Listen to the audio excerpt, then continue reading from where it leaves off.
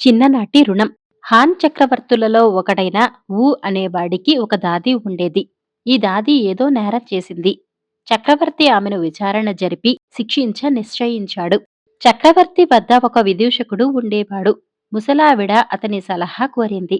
విదూషకుడు ఆమెతో, శిక్ష తప్పించుకోవటం చాలా కష్టం. అయినా నేను చెప్పినట్టు చెయ్యి. విచారణ సమయంలో ఏమీ మాట్లాడకు. విచారణ ముగిసినాక నిన్ను శిక్షించటానికి భటులు పట్టుకుపోయేటప్పుడు మళ్ళీ మళ్ళీ వెనక్కు తిరిగి చక్రవర్తి కేసి చూడు. తర్వాత ఏమవుతుందో చూద్దాం అన్నాడు. దాది అలాగే చేసింది. చక్రవర్తి ఆమెను విచారించి శిక్ష విధించాడు. శిక్షించటానికి భటులు తీసుకుపోయేటప్పుడు ఆమె మళ్ళీ మళ్ళీ చక్రవర్తి కేసి తిరిగింది. ఆమెను చూసి విదూషకుడు, నీకేమైనా పిచ్చా ఏమిటి?